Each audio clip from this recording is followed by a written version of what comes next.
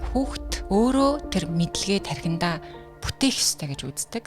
Тэр мэдлэг knowledge нь internalize болох ёстой буюу тэр тархинд тэр мэдлэг бүтээх процесс явагдах ёстой гэж байгаа. 6 наснаас өмнөх боловсрол маш чухал. Энэ өөрөө баг тэр 6 насны 1-р ангид орох гарааг шал өөрөө төвшөнд аваачдаг гэж. Тэр тухайн хүүхдийн хэрэг үгсийн санд ер нь өсч торинж байна. Тэр нь хэр хурдан уншиж сурах вэ? Уншаад ойлгох чадвар нь хэр байх вэ? Цаашлаад сурлагын хоцрогдол үүсэх үү үүсэхгүй юу? Амжилттай суралцах уугүй юу гэдгийг сөрөөл олж өгч яадаг гэж үздэг. Ер нь алдаанаас айхсгүй юм байна. Харин би тасралтгүй л хичээж, сайжирч, сурч хөгжихэд бол тэмүүлж авах хэрэгтэй.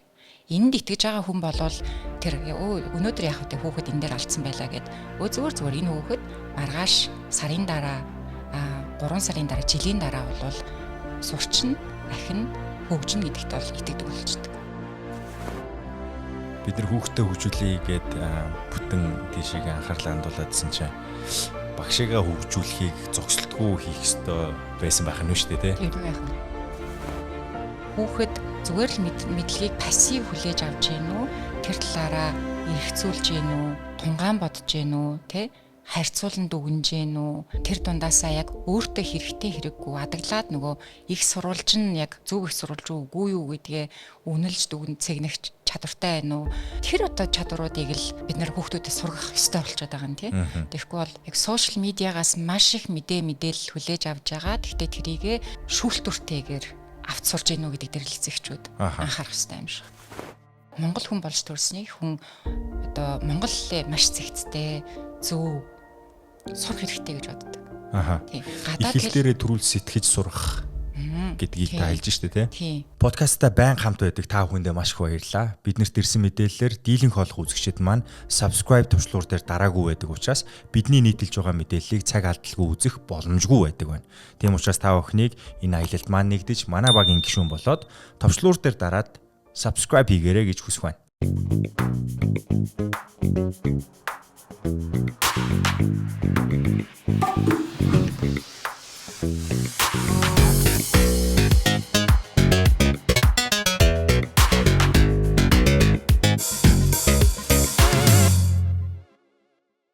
Сайн уу манайхан та бүхэнд энэ өдрийн мэндийг хүргэе. За энэ ярилцлагыг та заавал эхнээс нь төгсгөл хүртэл нь сонсороо. Яагаад гэвэл бид нар насан үрд нэг зүйлийг хийсэн хിവэр байжгаад ер нь бол энэ амьдралаа дуусгах нь тэр нь юу гэхээр сурах. Тэг хүн угаасаа сурахгүй байна гэж байхгүй. Амьдрал ингээд хувьсах тусам та шинэ орчин, шинэ зүйл рүү ордог учраас та ямар нэгэн байдлаар сурахыг хийж л байдаг. Тэгээ тухайн нөхцөлдөө дасан зохицдог. Тэгээ монголчуудыг бол дасан зохицохдоо их сайн гэж хэлдэг нь бид нар өөрөлд сурж идэг юм шиг байна. Яагаад гэвэл байгаль өөрөө өөрчлөгдөж идэг учраас тийм ээ. За одоо гэхдээ бид нар энэ саяны ерөнхий томьёолоор биш. Ер нь бол бид нар сурах арга барилд хүүхдүүдэд багаас нь хэрхэн одоо зөв сурах арга барилд суралцуулах уу?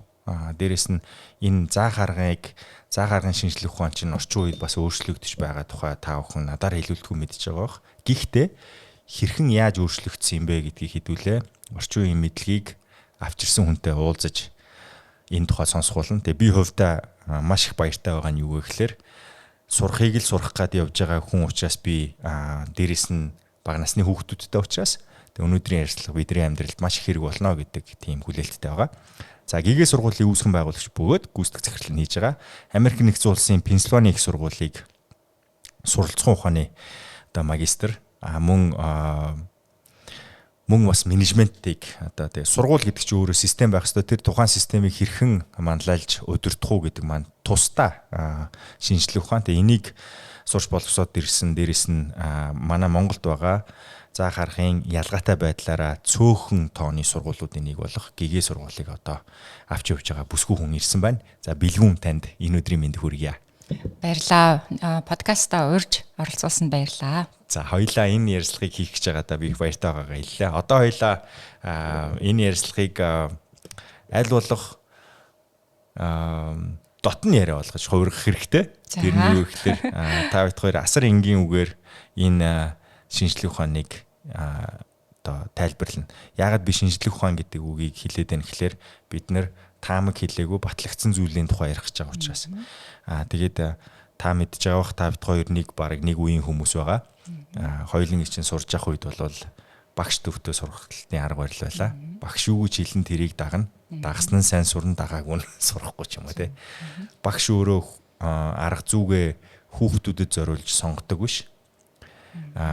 Багшийн арга зүйд хүүхэд өөрөө уусч орвол тулгадаг тийм багш илүү тулгадаг гэсэн. Тэгээ энэ ингээд солигдож явах үйл явцад явж байна л да тий. Тэгэхээр та орчин үеийн энэ заах аргыг тодорхойл гэвэл та цөөхүүгээр гэхгүйгээр зүгээр ер нь энгийн үгээр тайлбарлавал ямар болчихсон байгаа гэж хэлэх вэ? Ер нь бидний үед бол илүү багш төвтэй сургалт явагддаг байсан. Тэгээд орчин үед ч гэлтгүй энэ бараг л 20-30-аад оны өмнөөс бол сурагч төвтэй суралцах руу шилжчихсэн. 20-30-аад он гэдэг нь болохоор би яг дэлхийн жишгийг ярьж байгаа. Одоо хөгжилтэй орнууд бол аль хэдийн тийшээ шилжчихсэн. Тэгээд бас амжилт үзүүлээд одоо ер нь тэрнийхээ үр шимийг бас үзээ явж байгаа. Энд дээр тэргүүлж байгаа нь бол мэдээж Америк нэгдсэн улс, Финлянд гэх мэтчлэн тэргүүлэх орнууд бол байгаа. За тэгэхээр сурагч төвтэй суралцахыг гэж одоо яг юу юм бэ гэхээр хүн багшийн заасныг цээжилж биш, хүн яаж сурдаг вэ гэхээр өөрөө хийж, туршиж, алдаж тэр алдаанаасаа суралцаад эргэцүүлээд дахин оролдоод ингэж сурдаг юм байна. Тэгэхээр энийг болохоор хүүхд өөрөө тэр мэдлэгээ тархиндаа бүтээх ёстой гэж үздэг. Тэр мэдлэг knowledge нь internalize болох ёстой буюу тэр тархинд тэр мэдлэг бүтээх процесс явагдах ёстой гэж байгаа. Одоо нэгэсний зүгээр урт хугацааны ой санамжинд оруулах ёстой гэдгийг ингэж одоо мэргэжлийн нэр томьёогоор хэлж байгаа. За аль болох энэ мэргэжлийн нэр томьёо ашиглахгүй байхыг хичээе. Тэгэхээр багшийн үүрэг одоо яг энэ сурагч төвтэй суралцах үед яаж орж ирдэг вэ гэхээр яг тэр хүүхэд энэ мэдлэгийг өөрөө бүтээх тэр суралцах үйлүүдийг анги танхим тэр суралцах орчинд л дизайн хийх буюу маш нарийн загварчилж, төлөвлөж, дахин төлөвлөж ийм ингэж л ах хэрэгтэй гэсэн үг. Энгийн нэр. Тэгэхээр таны ярианд сая нэг айгу чухал үг дурдагдлаа. Би тэрийг дахин тайлбарамаар алдаа гаргах гэж те. Хүүхэд өөрөө алдаж тэгээд тэр алдаагаа засаад тэр зассан байдал нь өөрт нь тэр урт хугацааны ой санамжинд үлдсэн байвал тэрийг та одоо тэр сурчээ гэж хэлэх гэж штэ те. Тэгээд бид нар нэг алдаа гаргах үед жавти хүртдэг тийм үе байлаа штэ. Бид нэр те нэг юм алдах нь өөрөө муу бөгөөд алдах ирэхгүй мэт тийм орчин байлаа штэ те. Тэгэхээр энийг багш сургууль хүмүүжүүлэгч ер нь багш сургууль хүмүүжүүлэгч гэж ангилахгүй ер нь одоо тэр жоохон хүүхэдтэй байгаа л бол аав ээж ах ихснэр ч гэсэн энэ аргачлалыг болсон мэдчихэл байх хэрэгтэй байгаа байхгүй те. Хэрхэн тэр алдаа гарах орчныг бүрдүүлэх юм бэ? Тэр яг орчныг бүрдүүлэхийн тулд бол яг соёлоор л дамжуулж бүрдүүлэх юм билээ. Юу гэсэн үг гэхээр одоо жишээ нь сургуулийн орчинд бол тэр менежер удирдлагууд өөрөө хүн бүхнийг мэдэх одоо орчин үед бол хүн бүхнийг мэдэх боломжгүй. Бүхнийг мэдэхгүй.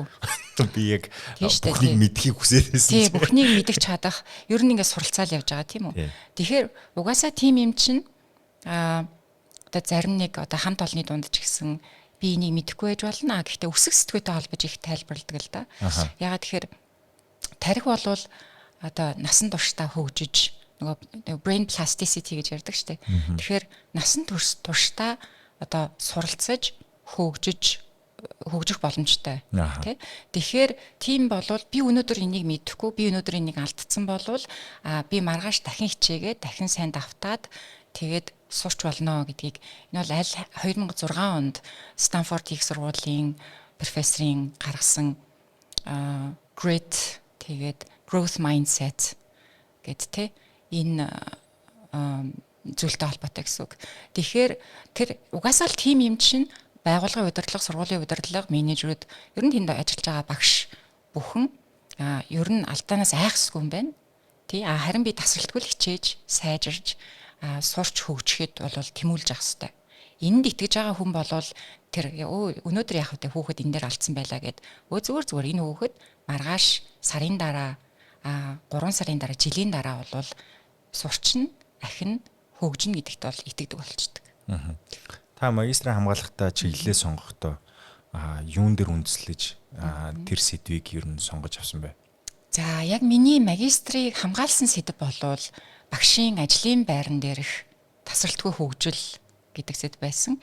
За яг Америкийн нэгдсэн улс руу за ер нь магистраа одоо боловсролоо хөрвөх гэж одоо явж байгаа шүү дээ. Магистраа хамгаалах гэж явсан зорилго бол ер нь багшлагын суралцахыг гэж яг юу юм бэ гэдгийг онлайн түвшинд ойлголттой болохын тулд л явсан. За тэгээд ингээд судлаад явж байхад бол за хамгийн нэгдүгээрт одоо жишээ нь би бол улс орны хэмжээнд гэж том ярихгүй зүгээр манай сургуулийн хувьд бол бид нар арга зүйгээ шинжлэх хэрэгтэй юм байна. Тэр агуулгыг, тэр чадваруудыг хүүхдүүдэд deliver хийж байгаа буюу тэр хүргэж байгаа тэр арга зүй өөр шинжлэхдэх хэрэгтэй юм байна гэдгийг ойлгосон. Тэгэхээр тэр хичнээн мундаг сайхан хөтөлбөр байлаа гэд тэрийг яг хүүхдэд хүргэж, хүүхдэд буулгаж яг үр дүн гаргадаг хүмүүс бол багш нар байдаг. Тэгэхээр багш нартайгаа эхэлж ажиллах хэрэгтэй. Багш нартайгаа одоо яаж хөгжүүлэх вэ гэдэг л одоо асуултаас үүдээд л тэр багшийн ажлын байран дээрх тасралтгүй хөгжил гэдэг сэдвийг барьж авсан.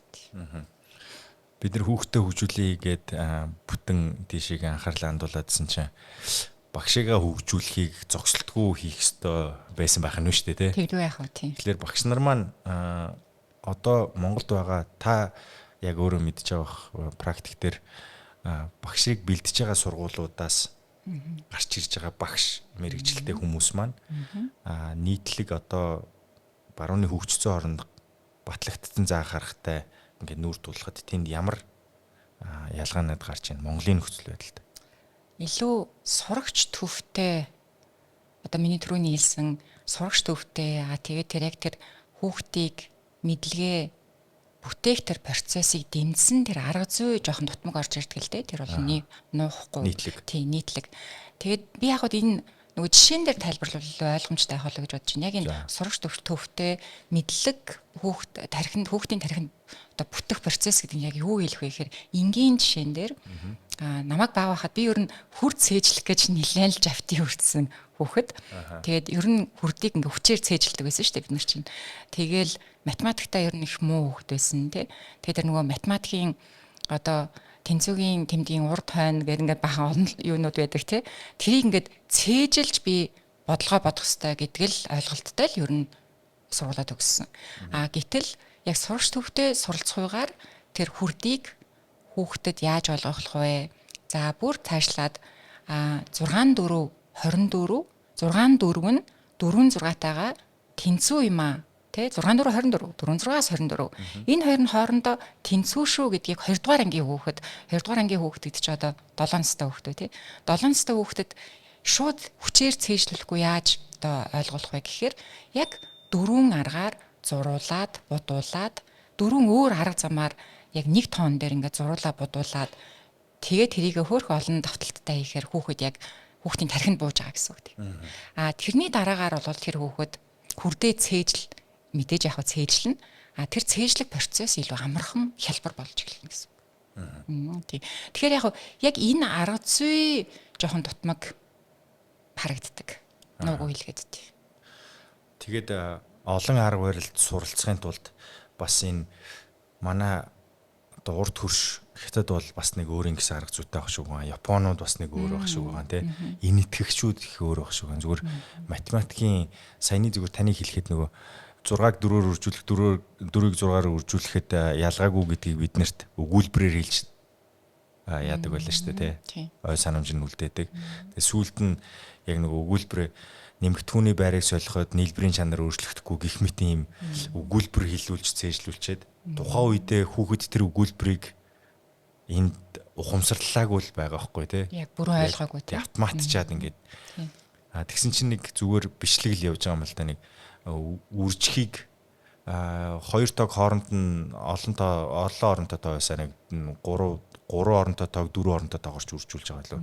Тэгсэн чинь тэрийг энэтхэг хятад хоёр ингэж хийж байна гэд аргачлалын зөөр ингээд ялгаатай байдлыг үзүүлээд илүү хурдан хийж чадж байгааг нь л үзүүлж байгаа юм л да.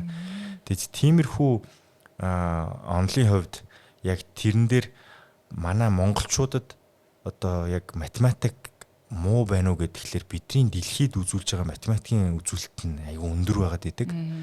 Гэтэл нийтлэг математик муу байна гэдэг ингээд яваад идэг. Тэр аюу сонирхолтой санагддаг байхгүй надаа.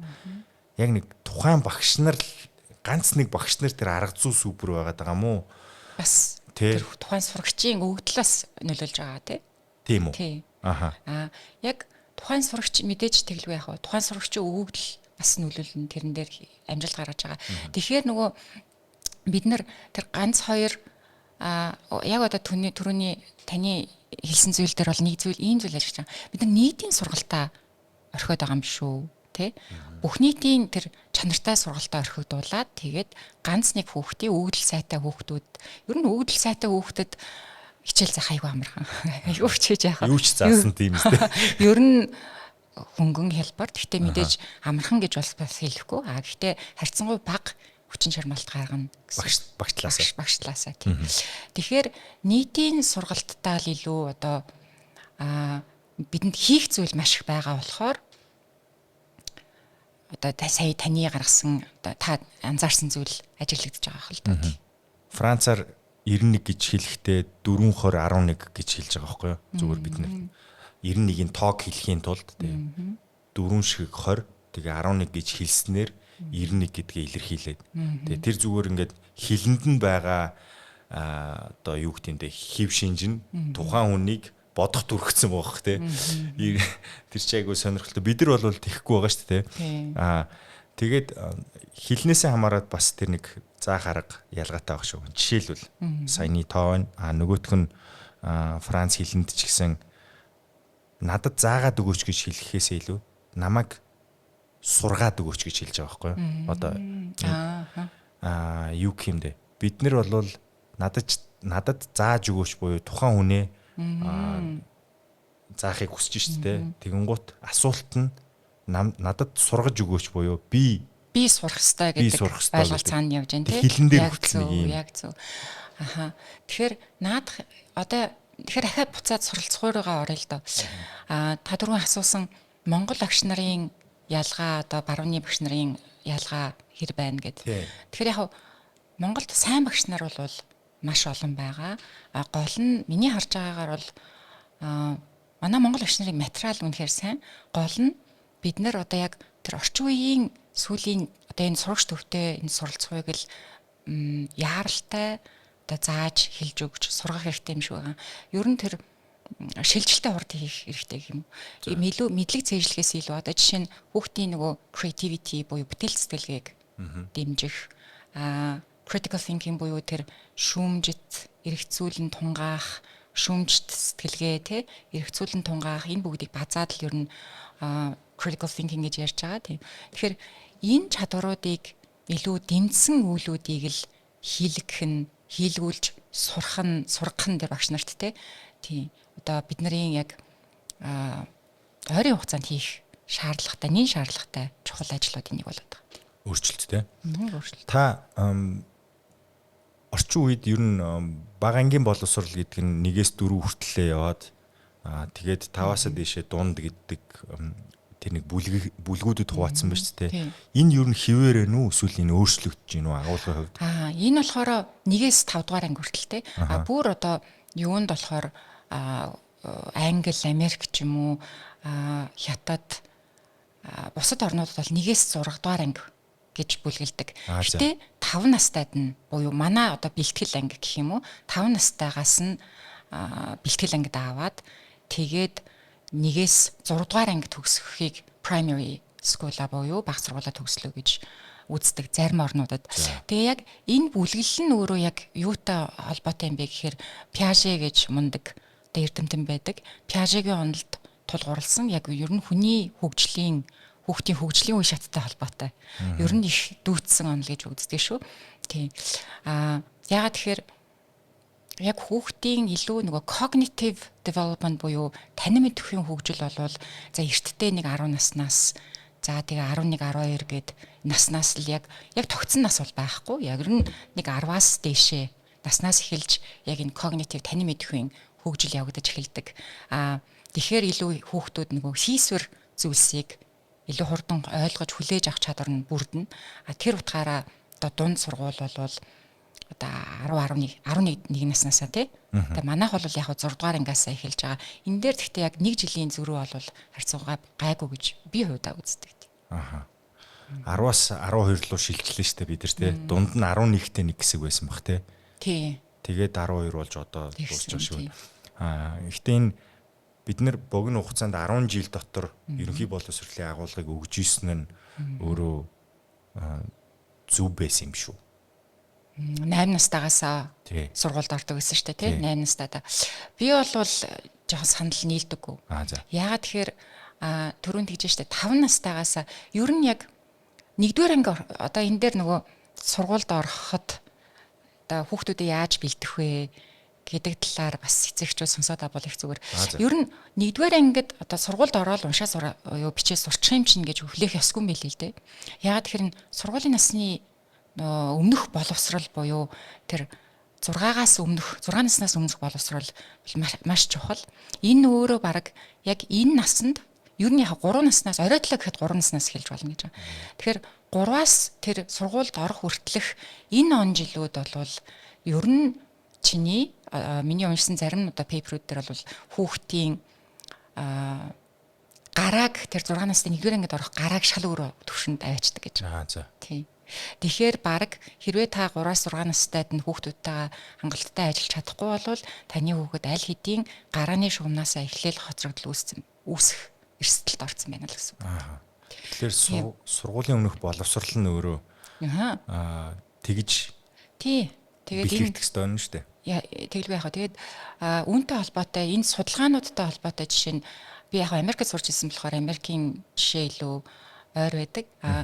Үүнтэй холбоотой Америк улс бодлогоор early start буюу одоо эрт эхлэх тийм програмуудыг тэр цэцэрлэгийн ясны боловсролыг дэмжих хөтөлбөрүүдийг бүр public library буюу нийтийн номын сангаараа хүртэл дамжуулж явуулдаг гэсэн үг. Энэ дунд одоо тэгэхээр сургуулийн насны өмнөх насны боловсролд юу хамаарах вэ гэхээр мэдээж тэр нөгөө гарын жижиг булчинг хөгжүүлэх дасгалууд, зураг, юм хайжлах ч юм уу, баримлын шавраар хөрхөн юм хийхтэй бас ахуулаад ном уншиж өгөх их чухал байдаг юм л дээ.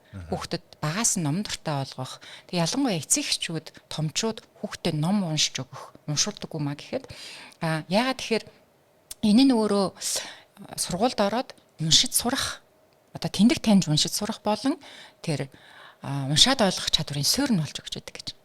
Тийм. Үгсийн сан тэр тухайн хүүхдийн хэрэг үгсийн санд ер нь өсч торинж байна. Тэр нь бүр тийм судалгаа байдаг. Тэр нь болохоор хэр хурдан уншиж сурах вэ? Уншаад ойлгох чадвар нь хэр байх вэ? Цаашлаад сурлагын хоцрогдол үүсэх үү үүсэхгүй юу? Амжилттай суралцах уугүй юу гэдгийг суурь болж өгч байдаг гэж үздэг. Тэгээд би ч 2 жил гэр бүлээрээ Америкийн нэгдсэн улсад амьдарч ирсэн сурах. Тийм хүүхдүүдэд агуулад нийтийн номын сангаар орохоор ер нь одоо бид нар чинь амралтын өдрүүдэд тэр гэр бүлээрээ юу хийх вэ гэхээр за яг богд бол руу гарч ин. Тэгэд өөр ер нь нийтийн номын сан руугаа очдог тийм соёл байдаггүй шүү дээ. Тэр надад их гоё санагдчихсэн. Маш шинэлэг. Тий. Тэр нь өөрөө бүр нэг юм зүгээр амралтын өдрөө өнгөрөөдөг хэв маяг нь болцсон. Тэгээд нийтийн номын сандаа гэр бүлээрээ очиод хүүхдүүд нь нөгөө хүүхдүүдийн хэсэгт эцэг их нь тэр томчуудын хэсгээрээ номоо сонгоод уншаад тэгээд зээлж аваад тэгээд тэр соёл өөрөө тэр ингээд 7 хоногийн бүтэн сайн болгоо юм хавсаа өдөр тавтагдаад байгаа нь тэр соёлоороо дамжуулж хүүхдэд номд ойрхон болгож байгаа тий цаашлаа тэр мэдээж тэр авж байгаа номоо уншиж өгж байгаа. Тэгээд тэр одооний ирээ санахад номын сандаа эцэг эхчүүд нь хүүхдээ өр дээрээ суулгацсан номын сандаа хүртэл тэр хүүхдийнхээ номнуудыг уншиж өгöd ингээд сууж идэг. Тийм билээ. Тэгэж яг хүүхдийн боловсролд одоо төрөө алхаж анхаарч ажилладаг. Тэгэхээр үргэлжийн мөнхөд сурахуйд л аль болох аав ээж нар тус болж штэ тэ тэр тухайн хүүхдэд. Одоо яг хуу бид нар мэдэхгүй юм. Олон нийтийн мэдээллийн хэрэгсэл гэдэг зүйл бий болох. Дээрээс нь энэ бидрийг тойрон хүрээлж байгаа технологийн дэвшлүүд маань хүнд уйдах зав өгөхгүй байх тийм хүүхдүүдэд тэр тусмаа яг сурах гэдэг зүйлийг эцэг эхчүүдэд ойлгогдохдоо өгөөд байгаа юм шиг хэрнээ. Хүүхдэн тухайн агуулгаас асар их өөрсдийнх нь мэдэхгүй агуулгыг олж авч байгаа. Тэрийгэ эцэг их юу гэж дүгнэж ийн гэхээр энэ илүү мэдлэгтэй болцсон байна. Ер нь бол бараг энэгээрээ суралцаад байна гэж одоо таамаг дэвшүүлж юм л та. Тэгэхээр таныг сурж явах явцад дээрэс нь одоо ажлын байран дээр энийг би асуудал гэх үү юу гэж хэлэх үү би мэдэхгүй байна. Гэхдээ яг нэг иймэрхүү үйл явдал үзэгдэл ажиглагдаад байгаа учраас энэ дээр ер нь та ямар бодолтой байдгийг. Тэгэхээр орчин үед бол ер нь суралцахуй гэдгийг мэдлэг олж авах гэдгийг ер нь суралцахуй гэж огт хүлээж авах байсан. Ягаад тэгэхээр одоо мэдлэгийг яг тодорхой хэмжээнд цээжлэх ёстой. Гэхдээ би нөгөө дандаа л анги танхимд явагдаж байгаа суралцахуй руу татаж оруулаад байгаа шүү дээ. Тэгэхээр орчин үед болохоор яг юуг сурах хэрэгтэй юм бэ гэхээр илүү чадвар, тэгээд чадвар дундаа нөгөө л нэг шүм сэтгэлгээ. Тэгэхээр хүүхэд зүгээр л мэдлэгийг пассив хүлээж авч гин үү, тэр талаараа эргцүүлж гин үү, тунгаан бодож гин үү, тэ харьцуулан дүгнэж гин үү, тэгээд тэр дундаасаа яг өөртөө хэрэгтэй хэрэггүй адаглаад нөгөө их сурвалж нь яг бодтой зөв их сурвалж үгүй юу гэдгээ үнэлж дүгнэж цэгнэх чадвартай байна уу? Яг тэр одоо чадваруудыг л бид нэр хүүхдүүдэд сургах ёстой болчиход байгаа юм тий. Тэгэхгүй бол яг сошиал медиагаас маш их мэдээлэл хүлээж авч байгаа. Гэхдээ тэрийгэ ер нь шүүлтүртэйгээр авч сурж гинүү гэдэг дээр л эцэгчүүд анхаарах хэрэгтэй юм шиг. Тэгээд ур чадвар яг сурж гинүү гэдэг чинь нэг өөр зүйл байгаа дээ шүү дээ. Тийм. Тэгээд тэр ур чадварыг л одоо маань сургуульд заах хэрэгтэй болоод байгаа л гэсэн үг тийм. Болон эцэг их ч гэсэн асар хамгаалагчид ч гэсэн тэр ур чадваруудыг хүүхдүүдэд айлуулах, суулгаж өгөх ёстой. За та магадгүй жоохон байс орж магадгүй. Гэхдээ юу гэж нэхлээр залуу гэр бүл хүүхдтэй сургууль сонгохдоо ер нь ямар мэдээлэл дээр үндэслэж энэ сургуулийг сонгох нь зүйтэй. Одоо нэг тийм типтэй зөвлөмж өгөө гэвэл. За тэгэхээр мэдээж эхлээд хүүхдийнхээ онцлогийг ажиглах хэрэгтэй. Миний хүүхдүүд ер нь ямар арга барил хэрэгтэй вэ гэдгийг бас нэг бодолцож үзэх хэрэгтэй. Хоёрдугаарт гэвэл ер нь нэгдүгээр ангид оруулж байгаа гэдэг чинь 12 жилийн дараа яг эцсийн бүтээгдэхүүн буюу яг хэн болж гарч төлөвшөх вэ гэдгийг нь тодорхой болно шүү дээ тий. Яг энэ 12 жилийн хугацаанд бол суралцахуй удаан тэгээ төвчээр одоо шанс бүх зүйл шаардаж одоо явагдана гэсэн үг. Тийм тэгэхээр эцсийн нүндээ яг тэр 12 жилийн дараа 12 жилд төгсөхөд миний хүүхэд яг хэн болж төгсөх вэ гэдгийг бас харах нь чухал. Тэгээ дараа нь тэр сургууль нь өөр ямар соёлтой вэ? За соёлтой вэ гэхээс яг логикоор ярих юм бол дараа нь миний хүүхэд ямар багш заах юм бэ те? Мэдээж би түргийлсэн сайн багш л тэр одоо сайн хөтөлбөрийг одоо нутагшуулж тэр хүүхдэд хүргэж чадна. Гэхдээ сайн багш гээд яг хин нэгэн асууж сургалж байгаад нэр цохоод те яг тэр хүн дээр даалгаад өгчдөг. Гэтэл тэр багш маань 2-3 жилийн дараа өөр сургууль руу шилжээд орчвол яах вэ? Ажлаа соличвол яах вэ те? Бас нэг асуудал үүснэ шүү дээ тий. Тэгэхээр дараа нь болохоор энэ сургууль өөрөө тэр сонгож байгаа тухайн сургууль нь багшаа тасралтгүй сайн багшийг төрүүлдэг систем байна уу тэр сургалтын систем соёл байна уу гэдгийг харах нь зүйтэй гэж бодож байна. Тэр байгаа дараа нь хөтөлбөрөөр харах тий. Тэр хөтөлбөрөө тасралтгүй хөгжүүлдэг үү? Юу нь ямар хөтөлбөрүүд байна? Таны ажиллаж байгаагаар зах зээл дээр мөн бас танаа сургууль ямар хөтөлбөртэй вэ гэдгийг ярьж өгөхгүй. За манай сургууль бол үндэсний цөм хөтөлбөрийг Кембрижийн олон улсын хөтөлбөртэй хэрэгжүүлдэг. За нэмэх нь бид нар гэгээ бол угаасаа хятад хэлээрээ танигдсан. Тийм учраас хятад хэлийг бол бас нэгдүгээр ангиас нь зааж байна. За манай Монголд бол маш олон сургуулиуд байна. Яг дотроо яг ямар хөтөлбөр хэрэгжүүлж байгааг нарийн мэдэхгүй ч яг тоймлоод бол хэлэхэд манад Кембрижийн олон улсын хөтөлбөр, IB-гийн хөтөлбөр. IB гэдэг чинь юу вэ? International Baccalaureate илүү тийм хөтөлбөр байдаг. За тэгээ IPC гээд ийм ер нь яг зөнгөлөх 3 том хөтөлбөр бол Монголд орж ирсэн байна да тийм. Финлянд сургуулиас байгаа тийм. Гэтэ яг нарийн ширийн хөтөлбөрийг бол би сайн мэдэхгүй байна. Тэгэхээр эдгээр хөтөлбөрүүдийн ялгаа гэж байгаа л бах те.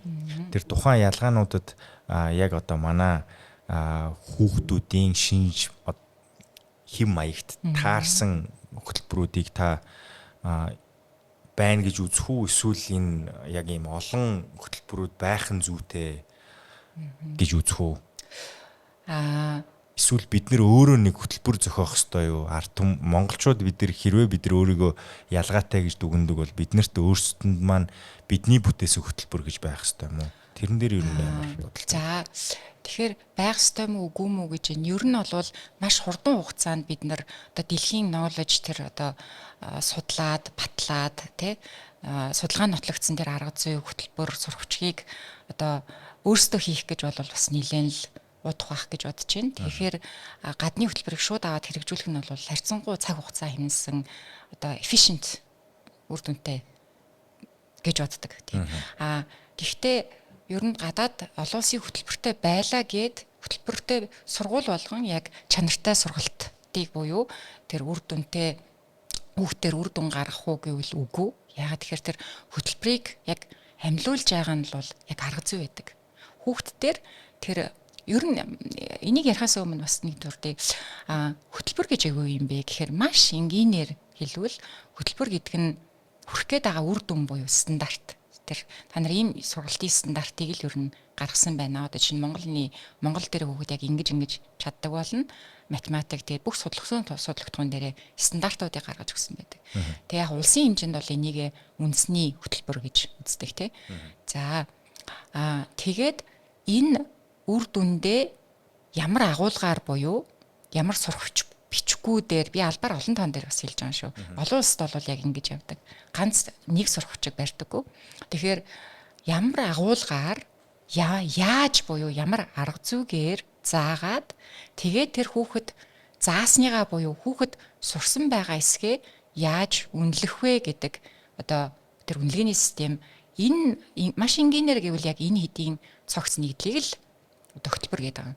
Тэгэхээр та анзаарч байгаа Cambridge ч бай, IB ч бай те ер нь энэ хөтөлбөрүүдийг дагаа юу орж ирдэг вэ гэхээр энэ хөтөлбөрийг яг хэнийг төрүүлэх гээд байгаа буюу хүрх үр дүнгууд.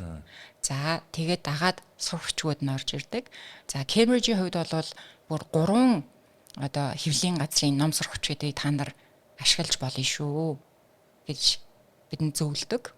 За тэгээд тэрийг багш болгон тэндээс харж байгаа. За би өөр нь энэ хэвлэлийн газрын энэ сурвалжгаар явна шүү гэж захиалгаа өгдөг гэх жишээний. За тэгээд мэдээж олон улсын байгууллага болохоор тэр багшийг бэлтгэх бас онлайн сургалтууд бас байдаг. Дэмжих хөтөлбөрүүд, багшийн хөтөлбөрүүд бол байгаа.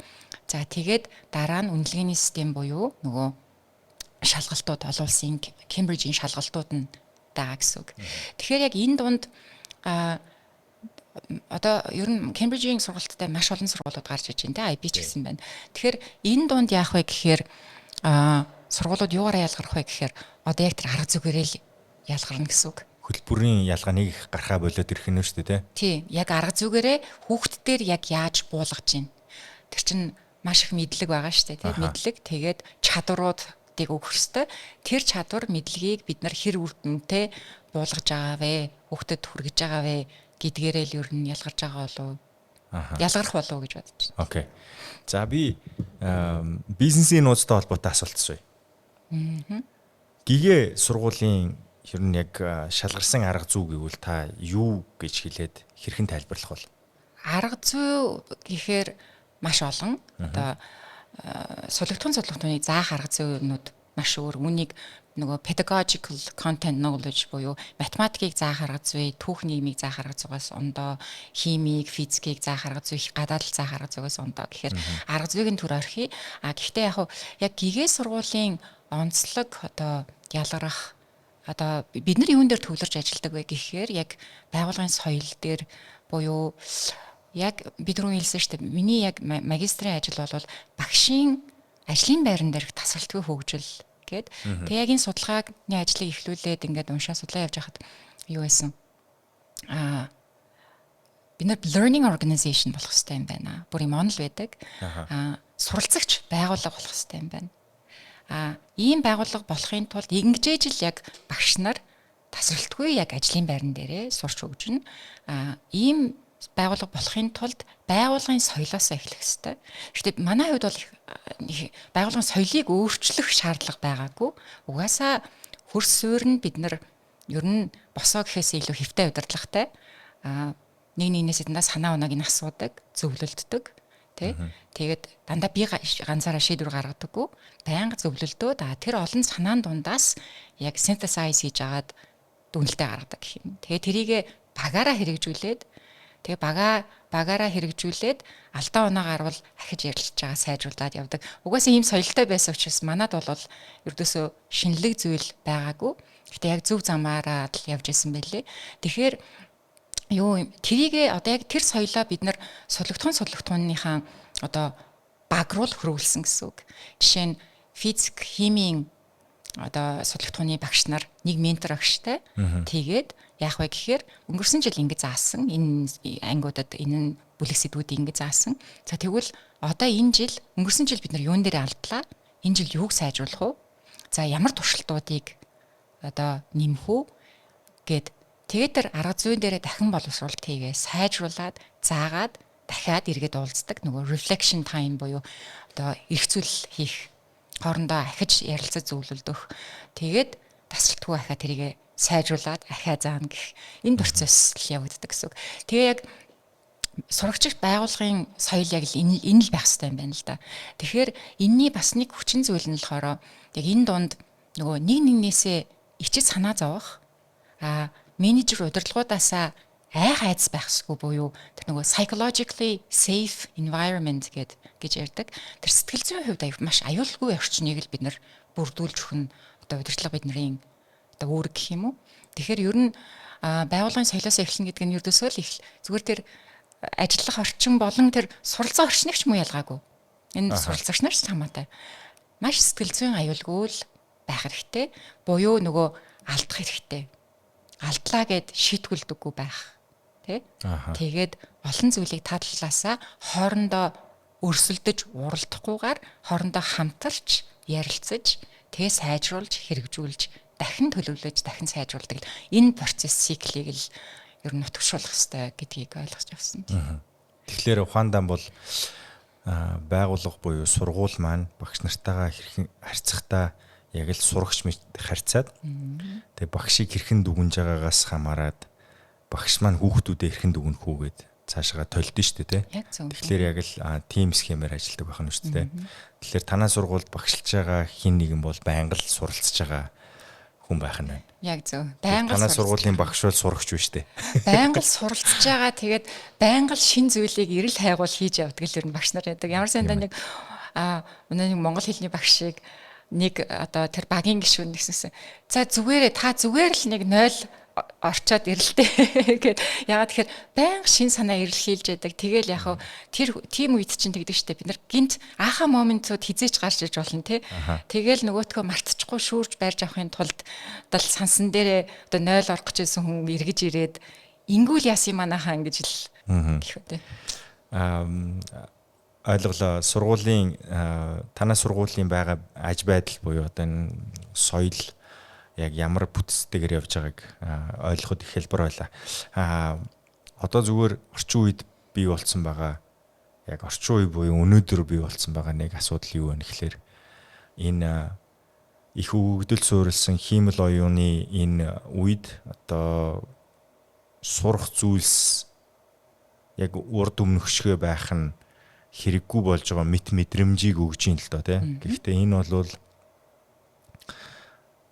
таамаг төдий зүйл гэж би бол бодож байгаа хараахан одоо батлагдаагүй. Гэхдээ ирээдүйд ийм болж болох нэ гэсэн үзэл баримтлалууд ингээд явж ах шиг байна. Яг иймэрхүү нөхцөл байдалд одоо дэлхийн хөгжсөн орнууд агуулга дээр болон одоо энэ хиймэл оюуныг хөтөлбөртөө шингээх болон хүүхдүүдэд ийм одоо энэ зүйлийг ойлгох боломж олгосон агуулга нь орж ирж гин гэж та харж гинүү эсвэл энэ тусдаа ангид явж байгаа зүйл байна уу? Тэр стил олон улсууд одоо дебет буюу Мэдлэгцэнтэй байгаа. мэдлэгцэнтэй байгаа тийм өрнөж байгаа. Гэхдээ одоо манай урд төршөөс ахуулаад яг бага боловсролын системдээ шууд AI заагаад эхэллээ шүү дээ. Яг зөв буруу гэдгийг мэдэхгүй байна. Гэхдээ яг зүгээр одоо миний одоогийн байдлаар уншиж судалсан онол дээр сурлах юм бол яг бага наснд заагаад эхлэх нь өөрөө буруу юм шиг санагддаг. Яагаад тэгэхээр тарихны холбоосоо хангалттай явагдаагүй байгаа байхгүй тий.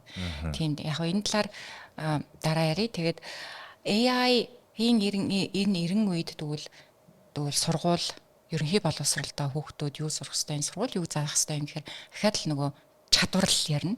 Тэгээ чадварууд дундаа яг бие даан суралцах чадварыг л бид нэр хүүхдүүдэд өгөх ёстой болоод байгаа. Тэгээ бие даан суралцах чадварыг ингээ бас задлаад харах юм бол дахиад л нөгөө шүмж сэтгэлгээ яригдана. Тэгээ шүмж сэтгэлгээг ингээ задлаад харах юм бол та түрүүн хэллээ нөгөө бидний зааж байгаа агуулга өөрчлөгдөх ёстой юм уу гэж штэ тий. Тэгэхээр би бол үгүй гэж хэлнэ. Яагаад тэгэхээр шүмж сэтгэлгээг хөгжүүлэхийн тулд тодорхой knowledge буюу суур мэдлэг хэрэгтэй. Суур мэддэг. Тэгээ суур мэдлэгийг бид нар харамсалтай нь ер нь боловсрал гэдгийг манай нийгэм харамсалтай нь яг харьцангуй гайгүй болж байна. Ер нь гадаад хэл сурах, нэмэх нь математик гэж одоо миний үеэс л ингэж ирсэн. Тэгээ тэр нэг их өөрчлөгдөөгүй. Яг одооноос жоохон өөрчлөгдөж байгаа шиг байна. Ер нь энэ хоёрыг сурчвал болчиндоо гэсэн нэг юм үзэл байлаа шүү дээ. Тийм байлаа тийм. Гэтэл одоо яг энэ хиймэл оюуны 90 үед бол бид нар эргээд тэр суур шинжилгээ ухаануудаа математик бол мэдээ шинжилгээ ухааны хаан, нэмэх нь тэр физик, хим, биолого үнэхээр хүүхдүүдэд нөгөө сонирхлын татаж ойлгуулж тэр түүх нэмэж гисэн заах ёстой юм шиг. Тий. Заах ёстой юм байна лээ. Юм шиг биш байна лээ. Яагаад тэгэхээр бид түр хэлсэн нөгөө critical thinking буюу энэ шүүмж сэтгэлгээ, имийг олон талаас нь эргцүүлэх чадвар, харьцуулан дүгнэх, задлан шинжлэх энэ оюуны процессыг явагдахад нөгөө үгдэл дата буюу суур мэдлэг хэрэгтэй байхгүй юу? Задаглаад. Тэгээ наандаж тэгээд цаашлаад болвол жишээ нь за яг одоо би хүн болгон л ер нь насанд хүрсэн хүн болгон тэр байтугай 10 жилийн хүүхдүүд ч гэсэн AI-ыг хэрэглээд эхэлж штэ. Гэтэл эн чинь одоо гаргаж байгаа бүх одоо AI-ийн өгсөн бүх зүйл үнэн биш. Тэ? Олгоор тийм байна. Hallucinate хийж гэн, biasтай байна. Тэглаа тэрийгэ нөгөө үнэлж дүгнэхэд энэ миний AI одоо миний хувийн туслах хүн бүрийн хувийн туслах болчлаа тий. Миний энэ хувийн туслах маань надаа үний юм хэлж гэнэ үгүй юу гэдгийг шүүлтүүртэхэд тэр суур мэдлэгч хэрэгтэй байхгүй юу. Тэгэхээр яг одоогийн байдлаар харж байгаагаар бол AI-ийн хөгжлийн энэ түвшинд бол бид нар суур мэдлэгээ заахгүй болж болохгүй гэж харж байна. Тэгэхээр суур мэдлэг бол цөм учраас энэ нөгөө цөмийг яаж ийж яагаад хүүхдүүдтэй заах хэрэгтэй болох нь шүү дээ тий. Одоо хүүхдүүд мэдлэгээ баталгаажуулахын тулд буюу би энэ мэдлэгийг авцсан шүү гэдгээ хэлэхийн тулд шалгалт өгдөг. Тэр шалгалт бол тэр тухайн хүүхдийг одоо баталгаажуулж байгаа нэг хэлбэр шүү дээ тий. Гэтэ тэр шалгалтыг л давахын төлөө хүмүүс сураад байдаг штэ. Одоо Еш гээд нэг үндсэн амар том шалгалттай болсон. Ерөнхий боловсролтой эзэмссэн бүх мэдлэгээ шалгуулад тэрний оноон дээрээс дараагийн руу явж байгаа. Тэгэхээр нөгөө суур боловсролын эцсийн цэг нь тэр Ешийг амжилттай өгөх гэдэг зорилгын хүрээнд хүмүүс явах юм бол шалгалт давах гэдэг нэг зүйл байдаг. Бид нэр шалгалтаас нэг 7 хоногийн өмнө хамаг юмаа барьж аваад суугаал тэрийг давахын төлөө яваад идэг. Тэгэхээр энэ сэтгхүүг энэ бол эцэг ихтэнч байгаа сэтгхүү магадгүй суралцахууд дурлаагүй сурагчийн хийх ажил бол шалгалтыг л яаж хийж байгаа давах болцсон байдаг шүү дээ. Энэ дээр та ямар зөвлөгөө өгөх вэ? Ер нь 12 жилийн энэ боловсролын системийн чанарыг үнэлэхдээ бид нар Еш гэдэг нэг шалгалт тавьчихж байгаа. Гэхдээ энэ зөвхөн манай улс биш. Улс орн л бүр одоо Америкийн хувьд бол SAT гэдэг хүмүүсийн мэддэг тий. За тэгээд манай улсын хувьд бол яг энэ Ешийн шалгалтын бүтэц энээсээ болоод ер нь нөгөө системийн гажуудал нь үүсэж байгаа юм болоо гэж хардаг. Яагаад тэгэхээр тэр түүнээс гадна бас нэг зүйл байгаа. Багш нарын гүйцэтгэлийн үнэлгээ буюу сурагчийн дүн үзүүлэлтийг багшийн одоо цалин урамшуулттай одоо холбосон нь энэ өөрөө бас ахаад аюул том гажуудлыг үүсгэж байгаа гэсэн үг. Ягаад тэгэхээр багш өөрөө үнэлүүлээд ирэхээр одоо мэдгүй хиймлэрч хамаагүй онц төлөвлөх хичээн тий. Үнэлүүлэхлэр чи өөрийг нь үнэлүүлж байгаа зүйлээ буруу үнэлж болох. За бас тийм байж болно. Гэхдээ за зөв үнэлэх зөвхөн шалгалт дүн авахын төлөө өөрөө бас нэг онц дүн авахын төлөө сурагч бас тэгж шахна. Сурагч тэгж шахуулаад байгаа болохоор бас л дүнгийн төлөө сурж байгаа байхгүй юу.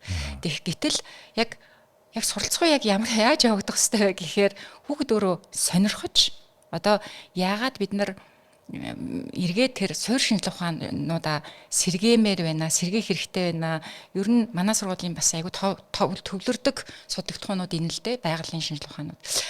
Тэгэхээр энийг хүүхдүүдэд яаж дурлуулах вэ гэхээр дүн дээр төвлөрөх биш, багш за юугаа одоо тэр хичээлээ бэлтгэхдээ за би ямар аргаар заавал буюу тэр хүүхдийг сонирхолтой байлгах арга зүй дээр төвлөрж хичээлээ бэлддэг. Хүүхд ч гэсэн дандаа сонирхож те энэ яагаад ийм байгаа юм бол ямар учраас ийм юм бол үнэхээр сони юм аа гэд ингээд тэр сонирхолтой автаад өөрөө дурлаж идэвхтэйгээр тэг гүнзгийрлэн одоо судалж ээжл тэр жинхэнэ мэдлэг ойлголт тэг цаашлаад чадвар гэдэг юм чинь хүнд сууж өгнө шүү дээ те. Тийм тэгэхээр яг ийм учраас л нөгөө түрүүн би гажуудал яг эндээ үсээд байгаамаа гэж хэлээд байгаа. Тэгэхээр энэ засагдахгүй бол мэдхгүй яг тэр дундах процесс яаж засагдахыг би нөгөө эцсийн зогсоол дээр бид нар юуг нь үнэлээд байна. Тэгэл суралцагч тэр багш тэрэн дээр л төвлөрчл ажиллана. Харамсалтай нь. Гэхдээ яг нөгөөтэйгөр би бас ингэж үздэг л дээ. Угаасаа суралцаад яг гүнзгий тэр одоо судалгатхууныхаа гүн ойлголтыг гүн бат авцсан сурагч тэгээд сураад сурцсан суралцагч болвол ер нь ямар ч шалгалтыг даван туулах чадвартай байдаг. Гол нь нөгөө хугацаа хэрэгтэй. Тэгээд тэр шалгалтынхаа тавил, асуултын тавил үтцтэйл танилцаад тэгээд өөрөө яаж бэлдэх вэ гэдэг одоо төлөвлөгөөгөө гаргаад өөрийгөө дайчлаад хянаад дэмжлэг авах үедээ дэмжлэг аваад ингээд бэлдэх бол боломжтой гэж хардаг тий. Тэгэхээр эргээл нөгөө багш нар маанч тэр сурагч эцэг хасраа хамгаалагчд маанч тэр ер нь бас сайн сургууль сонгохдоо ч юм уу ер нь суралцахыг яг миний хүүхэд яг ямар чадвар эзэмшээд байна. Тэр анги танхимд яг юу болоод байна. Энэ хийлгэж байгаа гэрийн даалгавар нь энэ одоо үйлүүд нь яг зөв үү буруу юу? Зөв зүйлийг дэмжиж гин үгүй юу гэдгийг л бас эргцүүлэх шаардлагатай гэж үздэг. Тэгээд энийг яг гадаад хэллээр би бас тайлбарлах дуртай л да. Би багасаа хятад л үзсэн. 13 настайдаа манай 3 улсын үлгэр гэдэг бол эртний их татал дээр бичигдсэн ном байдаг. Тэгээд намайг 13 настай байхад цуны амралтаар аав маань хажуудаа суулгаад нэг за 20 дуудсыг л эхлээд нэг нүүрний талыг тэр чинь яг эртний хятадл дээр бичигдэж байгаа болохоор орчин үеийн хятадлын утга агуулгаас их өөр тэгээд заагаад тэгээд намайг нэг 20 хоногийн турш нэг бит хоёр 60-аад хуудсыг уншсан. Тэгэл яг би цаашлаад яг би даагаад суралцах чадвартай яг үргэлжлүүлээд уншсан байдیں۔ Унш дуусгасан. Тэгээд эндээс харахад яг тэр бол миний бас хятадлын яг нөгөө мэдлэгийн суурь гэж байдаг шүү дээ тий. Тэгээд хятадлын мэдлэгийн суурийг бол маш сайн хэлж өгсөн. За тэгээд тэрний дараагаар би Бээжингийн их сургуульд одоо суралцъя гэд тэгээд очиод хятадлын нөгөө төвшин тогтоох шалгалт өгөхөд бол би тухайн үед HSK 6 бэлдээд тэгээд 6 гэдэг шалгалтыг хамгийн дээдлэл нь нэсэн. Тэр 400 онооноос 384 авсан байдаг. 16 оноогоор тутсан байгаа. HSK-ийн оргил байсан шүү дээ. Гэхдээ бас HSK 6 ч өөрөө бас хэлний оргил биш л дээ. Тэрнээс цаашдаа зөндөө юм байгаа. Одоо гарсан нь 9 мөс болсон. Одоо гарсан нь 9. Гэхдээ одоо гарсан нь бол яг хэлний суурьны одоо суурийн хэмжээнд бол багтаамжийн хувьд бол хуучин HSK 6-аас нэг их зөрүүгүй гол нь нөгөө хөрвүүлэх чадваруудыг илүү түлхүү оруулж ирж байгаа ялгаатай гэж яг би харж байгаа. Хөрвүүлэх чадвар гэдэг нь Тийм. Англи хэлээс хятад хэллээс англи хэл рүү орчуулга хийх, орчуулах чадрууд нэмэгдсэн байна лээ. Тийм. Тэгэхээр хэлээр зүгээр жишээлэхэд тийм л байхгүй тий. Үнэхээр чи жишээ нь хим, биолог, физикээр яэш өгч байгаа бол тэр гүнзгий яг цаад утга учирыг бүр ойлгож сурсан. Тэгээд яг зөв системтэйгээр суралцаад чадваруудаа эзэмссэн хүүхэд болвол одоо Монголын яэшинч байна уу, Америкийн нөгөө SAT-ч байна уу, тэр байтугай Америкийн биологигийн AP-ч байна уу тий. Хятад ч гэсэн бас элцлийн ерөнхий шалгалт авдаг болчлаа. Хим физикээр авдаг болчлаа тийм. CSCA гэдэг тэр шалгалтуудыг нөгөө гол нь нөгөө шалгалтын тавилтайгаа танилцаж дасах, тэгээд өөрөө системтэйгээр бэлдэх боломжтой гэж харж байгаа. Тэгэхээр тэр миний хувьд бол яг жинхэнэ суралцгой бол яг л энэ л байх хэрэгтэй юм шиг тийм. Тийм. Та хятад хэлээр монгол хэл сурцсан ерөнхий боловсролын сургуульд монгол хэл угаасаа заагдж байгаа шүү дээ тийм. Энийний араас хятад хэлийг 2 дахь жилээр явуулгаж сурсан уу тийм? Үгүй. Би болохоор одоогийн найрамдал сургуульд анхны монгол хүүхэд нь болж орж исэн. Тий. Тэгэхээр тэр утгаараа унган хятад хэлтэй 6 настайгаас тухайн хэд чинь 8 таа орлоо. Ямарс 1-р ангиас 5-р анги хүртэл хятад сургуульд явсан.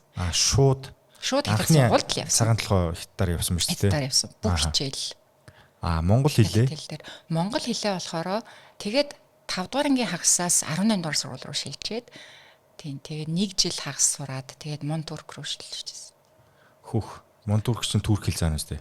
Турк хэл заана, англи хэл заана тийм. Тэгээд яг мэргэжлийн хичээлүүд бол монгол дээр орно тийм. Тэр утгаараа миний яг энэ нэг юм хувийн гашуун туршлага гэхэд одоо хаашаа яг үнэхээр одоо ингээд бодоход хятад хэлийг би төвгөө сурцсан тий өндөр түвшинд эзэмссэн надад хэрэг болж байна. Тийм. Гэхдээ надад нэг зүйл байдгийн ер нь багасаа монгол хэлээ их хэлээ үзэх хэрэгтэй юм билээ гэд. Тэгээ би ч гэсэн яг тийм бодолтой байдаг. Яг сургуульд орох үед нь 2 хүүхдээ дагуулад Америк явахдаа дотроо нилээ эмзэглэж исэн. Тэгээд ирээд ч гэсэн одоо хүүхдийнхаа хэлний боловсролд илүү анхаарч ажилладаг тийм. Тэгэхээр яг би бол хувьдаа монгол хүн болж төрснийг хүн одоо монгол хэлээ маш цэгцтэй зөв сурах хэрэгтэй гэж боддог. Тийм. Гадаад хэлээрээ төрүүл сэтгэж сурах гэдгийг та хэлж штэ тий. Хэл сургаад байгаа биш зүгээр сэтгэхүй өөрөө хэрхэн явах вэ? Өгүүлбэр зүйч нь өөрөө бас яг сэтгэлгээнээс гарч ирж байгаа зүйл үстэй. Тийм. Гэхдээ бас яг гадаад хэл үнэхээр сайн эзэмшиж сэтгэж болно тий. Гэхдээ бас нэг юм бид нар чинь монгол хүн штэ. Монгол хэл соёл тий монгол ахуй уламжлалыг хэн залгуулж явах вэ гэхээр бид бүхэн залгуулж явна тий. Тэр утгаараа бас нэг юм үндэсний айдентитигаа хадгалж явах, бахархах. Тэгэхээр энэ бол миний их сүүлд орж ирсэн л үзэл баримтлал та. Ер нь нилээн нас хожоо бас энийг ухаарсан гэх юм уу. Харин яг тэгдэг бах. Тий. Сая яг Америкт очиод л би яг энэ талаар нилээн эргцүүлж бодсон. 3 жилийн өмнө Америк явсан шүү дээ. Тэгэхэд надаа энтгэгчүүд Америк маш энтхэг аялгаар англиар чөлөөтэй өөрийгөө илэрхийлээд байгаа нь их гойсон нэгдэж илээ. Тэр бас нэг identity тэр аялгатай байгаа нь өөрөө асуудал биш. Гол нь ер нь хэл гэдэг чинь хэрэгсэл шүү дээ. Тий. Мэдээллийг хүлээж авах, мэдээлэл авах, за өөрийгөө илэрхийлэх тэгээд яг гадаад хэл дээр заавал тэр аялгатай байхгүй гэдэг бол бас тийм чухал асуудал биш. Хамгийн гол нь та юу бодож сэтгэж байна? Таны хэн байх нь л илүү чухал болов. Миний түрүүний их хүрий гэсэн санаа нь одоо ингээ харахаар өөрийн унган хэлнээсээ гадна 2 дахь болон 3 дахь хэлүүдийг сураад ирэхээр хүн хүссэн хүсээгүй мэдээллийг олон их сурвалжаас авах боломжтой болоод ирэхлээр эргцүүлэх чадварт автоматар суралцж байгаа юм шиг санагдаад байгаа юм л да. Тэгэхээр хөтөлбөрийн сургуулийн нийт EBS-т байгаа ерөнхий боловсролд байгаа хөтөлбөрийн 12 жилийн хугацаанд энэ хөлийг одоо дайвар хэлүүдийг 2 дахь 3 дахь хэлүүдийг хизээн нь оруулж ирж хэрхэн заах нь арга зүйтэйгээ уялдаатай байдлаар манай улсад танай сургуульд ямар хим хэмжээтэйгээр орж ирж байна. Тэрийг зөвтгөх одоо цаад тайлбарыг нь хэлж өгөө. Аха. Тэгэхээр хөлийг хідэн наснаас нь сурах хэрэгтэй юм бэ? Энэ нэг хэсэг нийгмээрээ нэлээд энэ дээр мэтгэлцсэн шүү дээ, тий. Хэдэн жилийн өмнө нэлээд тий. Яг ухтаа болвол хідэн насанд аль хэлийг хідэн хэлийг заана уу юу гэдэг бол чухал асуудал биш юм байл л дээ. Гал нь л нөгөө арга зүй тэр арга зүй нь өөрөө тэр 3 хэлийг заана уу 2 хэлийг заана уу яг л нөгөө баланстай нэгэндээ одоо зодолдуулахгүйгээр гэх юм уу тийм зохилдуулахгүйгээр л одоо үр дүнтэйгээр авч явж гин үгүй юу л гэдэг л асуудал байгаа даа. Ер нь нөгөө Скандинавын орнуудынхын чинь маш олон хэлээр чөлөөтэй ярьдаг шүү дээ тийм. Тэгэхээр тэр өөрөө боломжтой зүйл байгаа даа. Яг за үндэсний хэмжээнд гэвэл яг зөвөр би өөрийн үзэл бодлоо аяар хуваалцъя. Манай сургуулийн хувьд бол ингэсэн би түрүү нөгөө энэ дээр нөгөө баланстай яг тэнцвэртэй зөв авч явахын тулд тэр арга зүй хэрэгтэй байсан учраас 2020 онд бид нар маш болгоомжтойгоор хэлсэн юу вэ гэвэл 2020 онд манай ГЭ сургууль байгуулагдах үедээ за ямар ч байсан их хэлийг бол зөв системтэй суурийг зөв тавихын тулд их хэлээ 9 сарын 1-ээс 1-р ангиас нь заана. Харин англи хэлийг арай хөнгөн хүлээж авах гэдэг утгаараа бид нар 1-р ангийн хагасаас зааж эхлэе. Тэгээд 3-р ангиас нь хятад хэлийг заая гэдэг нь өөрөө маш болгоомжтойгоор тэгээд тэр дундаа ажиглалт хийх тэг арга зүйгаа одоо сайжруулах үүднээс ийм системийг баримталж ийсэн. Тэгээд одоо чинь бид нар 6 дахь жилээ өгтөж байна. За.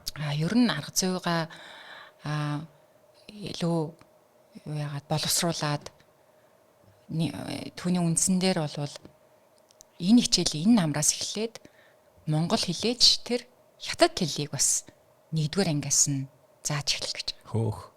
9 сарын 1-ээс. За. Англи хэлийг болохоор 1-р ангийн хагас жилээс зааж эхлэх гэж байгаа. Гэхдээ энэ давхраараа явна тий. Гэхдээ энэ дээр нөгөө балансыг авч явна гэхээр сургууль бодлогоороо яг аль хэл дээр илүү төвлөрч нөгөө хоёроо ямар хим хэмжээнд авч явах вэ гэдэг энэ нөгөө нэг одоо жингийн туухугаар бол за 1 кг байлаа гэхэд Монгол нэг 500 г, нөгөө хоёр нэг 200-250 г буюу 50% 25%-ийн нэг юм тэнцвэртэйгээр л айжуухан хүүхдэд дарамт болохгүйгээр тэгээд гол нь нөгөө гадаад хэлүүдэд тоглоомын аргаар тэгээд контекстэд суурилсан буюу дандаа тийм агуулга дээр суурлаад явчихаар хүүхдэд их хөнгөн хүлээгээд авчихдээ. Агуулга дээр content based learning буюу ер нь гадаад хэл заах арга барил ер нь тийшээ шилжчихсэн. Англи сурангаа нарны тухай мэдлэг ойлголттой болох. Тий. Өөрийнхөө англи сурангаа өөрийнхөө бие эрхтний тухай мэдлэг ойлголт авах. Ингээд ирэхээр нөгөө сонирхлын татна тэгээд хүүхэд нэг тийм гадаад хэл сурж байгаа гэсэн дарамт мэдрэмж авахгүйгээр ингээд явах боломжтой гэсэн. Тэгээд мэдээж бага ангид болвол тоглоомын арга зөнхлөх хэвээр. Тэгээд дуулж бүжиглээд те ингээд явцдаг болохоор ер нь их хөнгөн бас орж ирдэг. Нэг 15 минут орчим анхаарал төвлөрөх чадвартай гэдэг байгаа шүү дээ баг насны хүүхдүүдэд. Тэглүү яах вэ тий. 15 ч бас ихтэндээ тий. Ихтэх бах те. Тэр бол туйлын хэлж байгаа. Тий. Тэгэхээр нөгөө багш нарын дуу хоолойны өнгө тэгээд тухайн хүүхдийн анхаарлыг татах чадвар эдгээр нь ингээд баг байх тусам нэтгэвтэй байж байгаа сүүл рүүгээ арай буух маягтай бах те. Тэглүү яах. Юун дээр би зүгээр хятад хэллийг сонирхоод сууж байгаа шүү. Хятад хэлний ханз бичиггүй шүү дээ те. Тэр бол одоо мэдэхгүй өөр хэл тийм олон дүрс бичиг ашигладгийг би бол мэдэхгүй байна. Зүгээр хичнээн ханцтай хүнийг нэг өдөр тутамдаа болно тичнээн бол тэр гэдэг шүү дээ. EBS дээр сурах тэр ханзны тоо гэж стандартлагдсан байдгүй.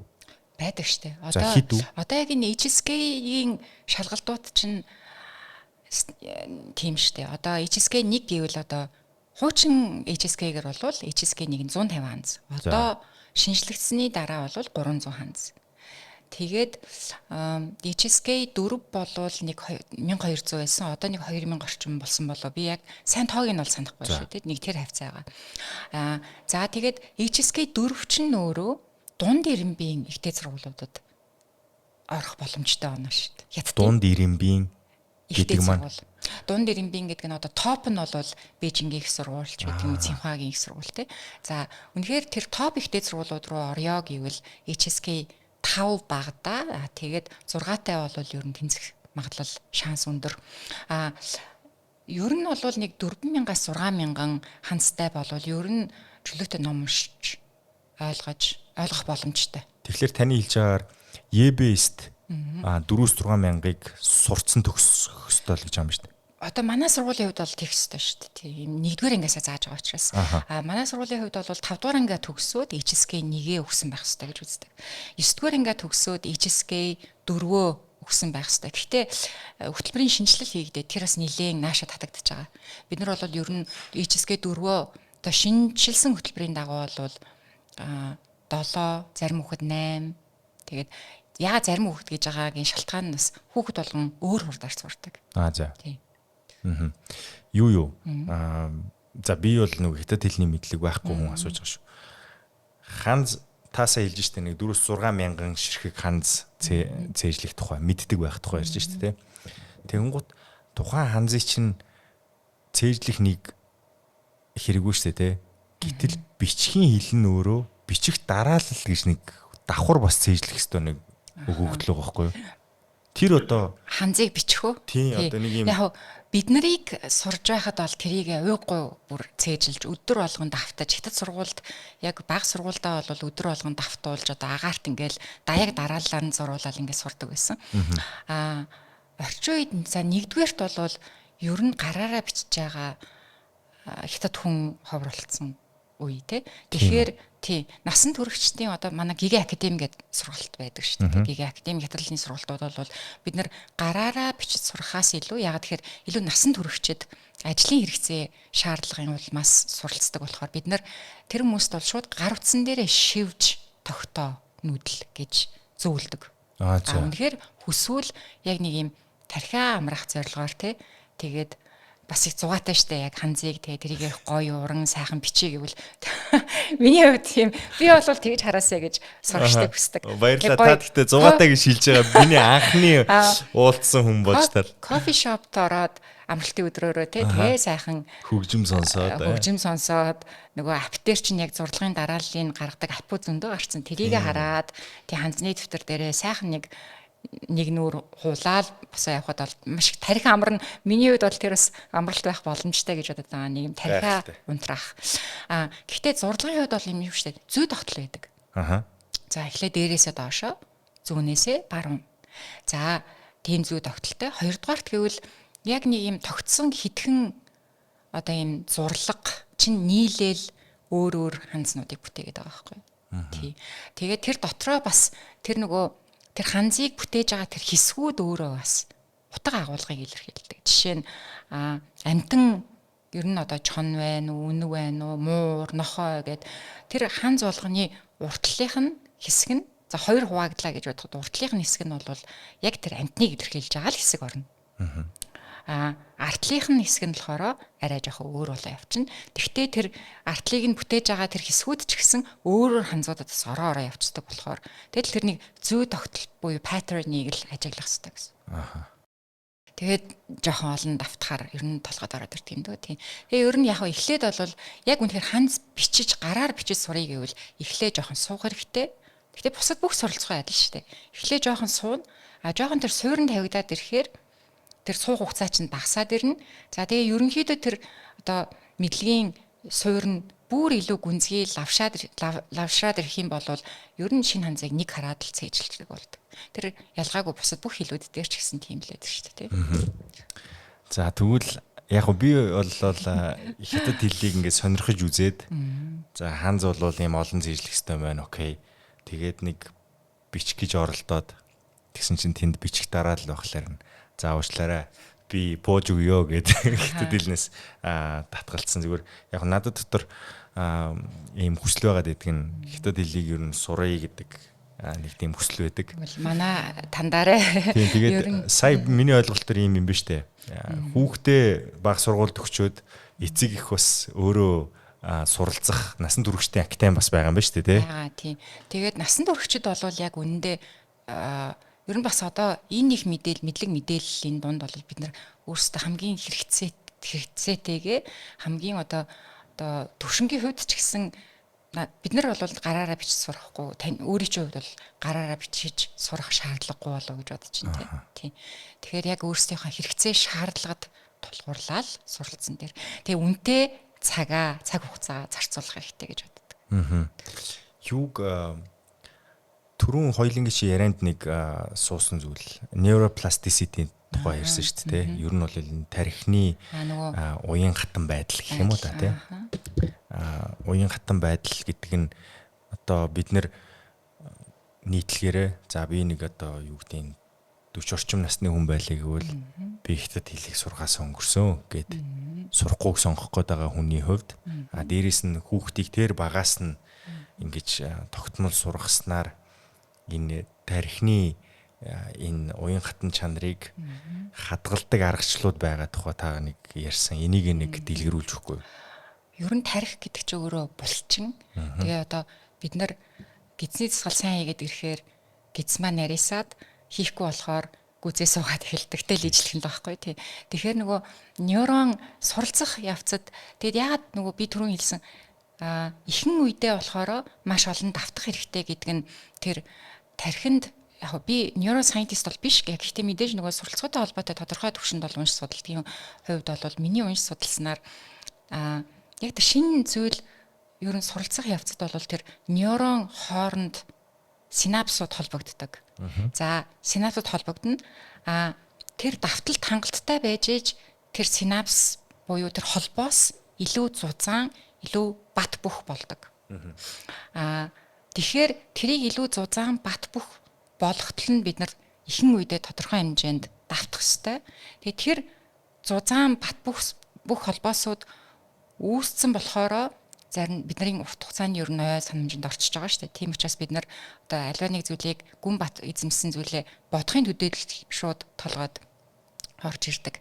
За гэтэл одоо тухайн нэг чадвар ч юм уу мэдлэгийг ашиглахгүй удах юм бол тарих өөрөө pruning буюу тэр холбоосоо тасарч эхэлдэг. Тий. Тэгээд яадаг вэ гэхээр тарих өөрөө бас тэрийг цэвэрлээд яваад байдаг гэж байна. Тэгэхээр тийм учраас л ер нь давталт маш их хэрэгтэй.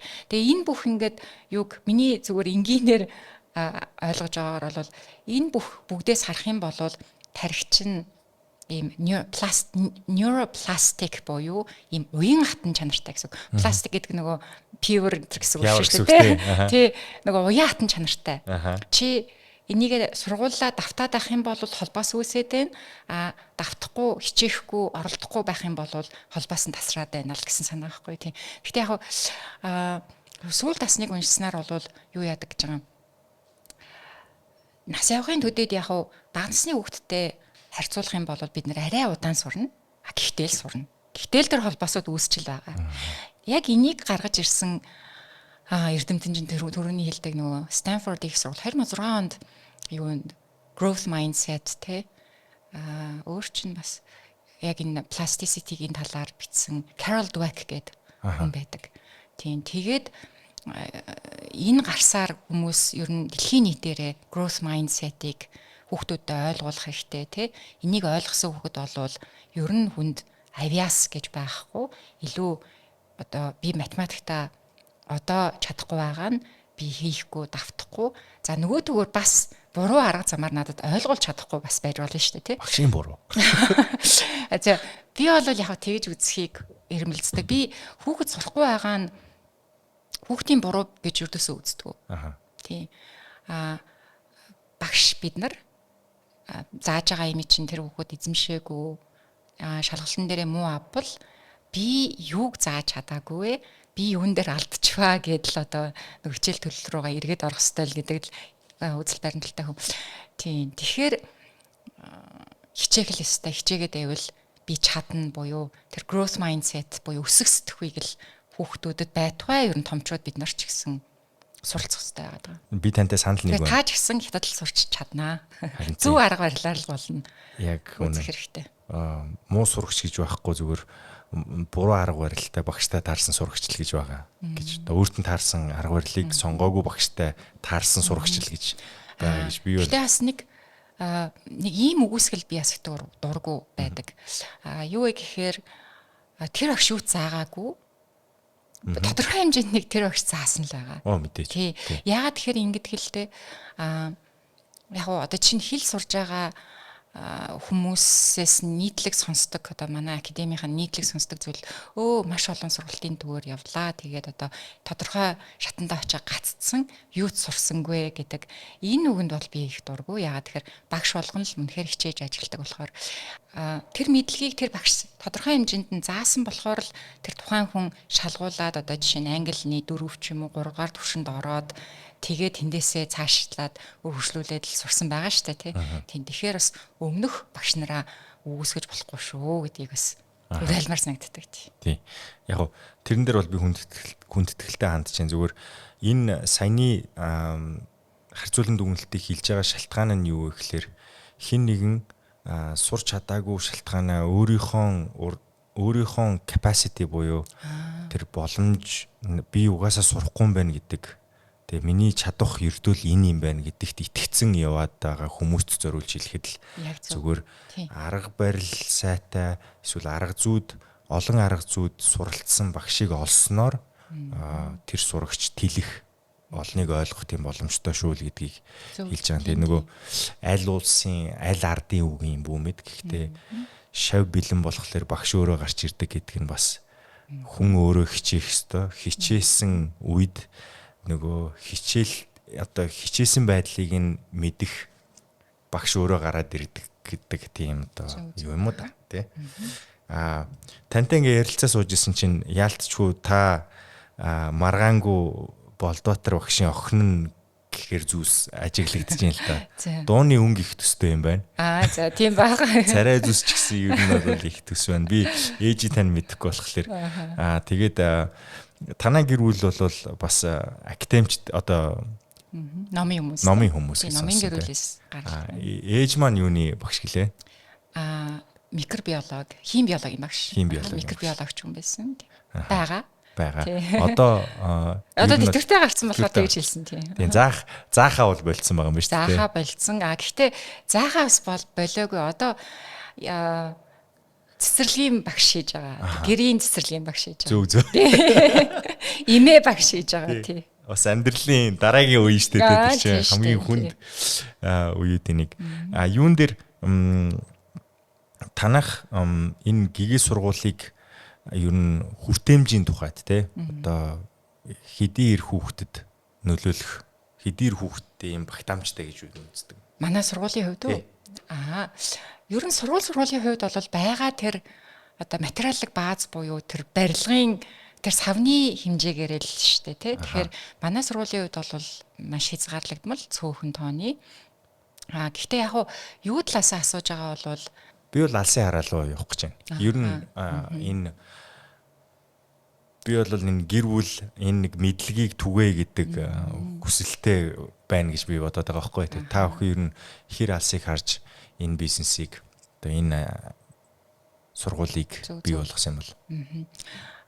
Ер нь анх сургууль байгуулахдаа яагаад байгуулсан бэ гэхээр за гадаад хэлний арга зүйр төсөө болохгүй байгаа юм байна. Одоо тэр утгаараа 5 дугаар ангиасаа бид нар одоо бол өөрүүлсэн тэр тухайн үед бол 10 жилийн өмнө бидэнд ханддаг байсан хүмүүс бол 5 дугаар ангиасаа л үдсэн оюутан болоод ч үдсэн хэрнээ одоо монголчуудын англи төвшин бол их доогор байдаг. Тэгээд өөр арга зүйгээр заагаад эхлэхээр хүмүүс сурж болоод байгааг харсан. Хоёрдугаарт бас манай аавын номтой бамбрууш бас яг энэ арга зүйгаараа бид нар 6 настай хүүхдүүдэд уншиж сургах хөтөлбөр боловсруулад үнийг номтой бамбрууш гэж нэрлэдэг. Ер нь ямар ч маркетинг хийхгүйгээр эцэг эхчүүдээс ам дамжаад бас их ханддаг, эрэлттэй байдаг тийм. Тэгээд энэ бүхний үндсэн дээр ер нь за окей бид нар өөр үр дүнг үзүүлэх шаардлагатай болоод байгаа юм байна. Энэ ерөнхий боловсролын сургууль тэгээд хоёрдугаар бас яг нэрийн олж харсан бас зүйлс байгаа л да. Ер нь Монгол сургуулаа байгаа л яг Монгол хүнийг бэлддэг Монгол сургууль. Тэгтээ дэлхийд өрсөлдөх чадвартай. Буюу нөгөө local identity, global competence буюу дэлхийд өрсөлдөх чадвар. Тэгээд яг Монгол хүн болгооч төлөвшүүлье гэдэг ийм эрхэм зорилготой 2020 онд байгуулж ирсэн тийм. Тэгээд явц тунд бол маш их зүйл ажиглагдчихсэн. Эхнээс нь ахуулаад одоо өөрчлөлтийг хийх гээд хичээж байна. Гэхдээ энийг бол яг тухайн сургууль дээрээ болгоод үр дүнгээ үзээ. Тэгээд боловсролын үр дүн бас нэлээд үр дүнг үзэхэд нэлээд хугацаа ордог л да. Тийм маш олон жилийн хугацаа орно. Гэхдээ эндээ бол манай гэр бүлийн хувьд бол маш тууштай. Одоо миний хувьд манай аав ээж хоёр маань бол бүх насаа л зориулж байна. Тэгээд миний хувьд ч гэсэн ер нь үлдсэн одоо бүх хугацаагаа яг л одоо энийг сайжруулахын тасралтгүй сайжруулах хадал зориулна гэж бодож байгаа тий. Тэгэхдээ яг хуваалцахад бол нээлттэй. Эхнээсээ танаа номтой бамбууш хөтөлбөрийг цэцэрлэгтээ хэрэгжүүлээ, сургуультай хэрэгжүүлээ, гадаад талын хөтөлбөрийг чинь сонирхож байна гэдэг ингээ холбогдох хүмүүс маш их байдаг. Бид нар аль болох нээлттэй байхыг хичээдэг. Гэхдээ миний бас нэг зүйл байдаг юм. Яг таг сайн туршиж хийж үзээд за яг л энэ л юм байна гэсэн цагтаа нэг өөртөө ихтэй болчоод энэ болж шүү манайхан гэж дуугарах тийм. Тэгэхээр яг одоогийн байдлаар бол стил нөгөө сайжруулах процесс явагдаж байгаа тийм. Тэгээд энэ алстаа бол тодорхой хэмжээнд одоо хүрх газраа хүрээд тий. Тэгээ бүр нийтэд хүртээмжтэй болоосоо гэдэг бол бас миний нууцхан далтхан хүсэл бий. Сургавчийн тухайд та бүхэн яг өөрсдийн бүтээсэн сургавч байдгүй эсвэл ерөнхий хөтөлбөрийн сургавч гэдэг байгаа явдггүй. Өөрсдийн дахин боловсруулдаг гэсэн. Тийм, дахин яг өөрсдөө яг одоо цөм хөтөлбөрөөс авахыг авдаг. Кембриж дээр ч гэсэн би нэг ийм гаргаж ирсэн. Урд нь болохоор би Кембрижийн хөтөлбөрийн сургавч гэж гэсэн баабэгөө даах хэвээр гэсэн ойлголттой байсан. Магистрт явахаас өмнө. Тэгээ ирээд болохоор хаана гэп үүсэж байгаа гэдгийг бас харж байгаа. Тийм. Тэгэхээр гэп үүсээд байгаа газруудад бол бид нар яалтчгүй одоо орж нөхөж тий одоо илүү сайжруулах ёстой болоод байгаа. Гэхдээ юун дээр илүү сайжруулдаг вэ гэхээр мэдлэгийг амьдралтай холбох тэр холбоосыг илүү бид нар гаргаж өгөх ёстой байгаад байдаг. Ер нь learning motivation буюу суралцах мотивац одоо тэр мотивац төрж иж хүүхэд илүү сэтэл төрж иж хүүхэд илүү идэвхтэй суралцсан, сонирхож суралцсан шүү дээ тий. Тэгэхээр одоо яг энийг нөгөө судлаад үзэх юм бол ямар үед хүнд ер нь альва зүйлийг суралцах идэх, сонирхол төрдөг юм бэ гэхээр за нэгдүгээр хамгийн мэдээж тухайн зүйл нь сонирхолтой байх гэж байгаа. Хоёрдугаар болохоор тэр сурах гэж байгаа зүйл нь өөрт хамаатай болон хэрэгтэй амьдралтай холбогдсон амьдралд ойр байх гэж байна. Ахуйд нь байгаа зүйл байна шүү дээ. Яг зөв. Тийм. Тэгэхээр бид нар яалтчгүй одоо тэр байгалийн ухааны хичээлийг зүгээр бахан томьёо заагаад одоо бодлого бодуулах биш, илүү тэр физикийн томьёо яг юунд ашиглагддгийг тэрийгэ туршилтаар тэр химийг яг туршилтаар бүр харуулад, бариулаад, алдруулад, бидрүүлээд тийм. Тэрийг л илүү манай сургуулийн яг хөтөлбөрийн баг хийж өгдөг. Тэгснээрээ энэ нь бас ялгарл болчихж байгаа юм шүү дээ тий. Тэглүү яах вэ? Тэгээд бас яг айгүй энгийнээр одоо жишээ нь дагаа ангид яаж буулгаснаа хуваалцвал жишээ нь энгийн бутархай гэж заадаг. Бид нар энгийн бутархай гэхээр нөгөө зураасын дээр доор тоо байдгийг энгийн бутархай гэж байгаа тий. Тэгэхээр нөгөө 2-1, 4-1 гэдэг тоо яагаад үүссэн юм болоо? Гэдэг асуултаас эхлэн гэсэн. Тэр бол хэдгээр ангид ордог үлээ. За бага ангид ордог тий. За тэгвэл шууд заагаад эхлэх биш. Манайх бол яаж ордог вэ гэхээр үлгэр уншуулна. Давхар Монголын мэдлэгийг дэмжиж байгаа гэсэн. За товчхондоо бол тэр үлгэрийн агуулга нь юу аах вэ гэхээр за би нэг дөрвөлжин одоо талах байна уу тий. Нэг талах аваад өдрийн цандаа идэхгээ ингээд сууж исэн чинь нэг зараа найз манд хүрээд ирлээ. За тэгээ мэдээж би тэрийг хуваалгүй яах вэ? Тэгэхээр тэнцүүхэн хуваая гэд хуваах гад ингээд сууж исэн чинь 2 болжмор найз маань хүрээд ирлээ. Ингээд дөрүүлээ боллоо. За тэрийгээ 4 хуваах шаардлага үүслээ. Тэгэхээр нэг яг хуваах гэн гэхдээ нэг бүхэл зүйлийг хуваахад л хэрэгтэй болсон тоо байх нь шүү дээ тий. Яг ингэж ултай суртай тэгээ цаагаараа яг энэ чинь амьдралд ингэж хэрэглэгддэг юм байна гэдгийг ойлгуулж байгаа.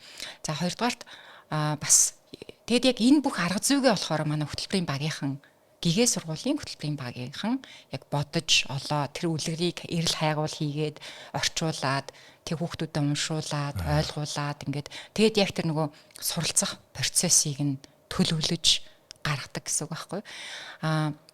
Нэг ясны бас багш хүний үүрэг одоо ялангуяа орчин үед болвол илүү суралцахыг зохион байгуулж загварчлах хүн гэх юм уу learning designers гэх юм да тийм. Энэ ухаандан болвол сурах аяллыг төлөвлөж тий нэг юм Гэтэ сонирхолтой тий хүүхдэд сонирхолтой байдлаар л төлөвлөгч байх гэдэг байгаа юм тий. Харин тий. Тэгээд нэг чинь нэг юм аялал байна штэ тий. Тэгэл хаана зогсоол хаана юуг давтаал нэг буцаж гүйлгээл авчраал нэг тийм л юм байх гэдэг.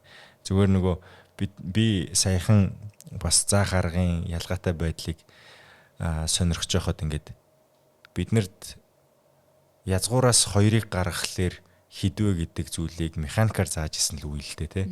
Гэтэл тэрийг зүгээр дөрвөлжин болгоны одоо дөрвөлжингөөс 2-ыг гаргуул тэрний суурь нь хідэн дүрсээс бүтсэн бэ гэдэг асуулт байсныг л бид нэр шууд язгуур руу ороод тий. Язгуураас 2-ыг гарчлаар тэр доороо суурьнд нь 2 дүрс байгаа болвол дээдлэлт нь 2 л байгаад ингээд нийлээд нэг бүтэн дөрвөлжин гаргаж байгаамаа гэдэг юг амар эвтэйхэн заачихгүй юу. Тэнгуут л пөөх энэ ямар их зүйл товчлчвал гэж тий. Багш нарын хувьд хүүхдтэд тэгж заавал ойлгуулах хэрэгтэй. Тий. Яг цаад юу болоод байгаа гэдгийг тий. Яагаад бид нар энийг сурах гээд байгаа? Бидний амьдралд ямар хэрэгтэй юм гэдгийг ойлгуулсныхаа дараа нөгөө онлоо нөгөө томьёогоо заагаад тэгээ тэрийгэ тэрүүгээрээ бодлогоо бодуулаад тэгээ ер нь цаашлаад болвол тэр мэдлэгээ амьдралд асуудлыг яаж шийдэх вэ гэдгээр үл ер нь чиглэх стайл юм байна лээ.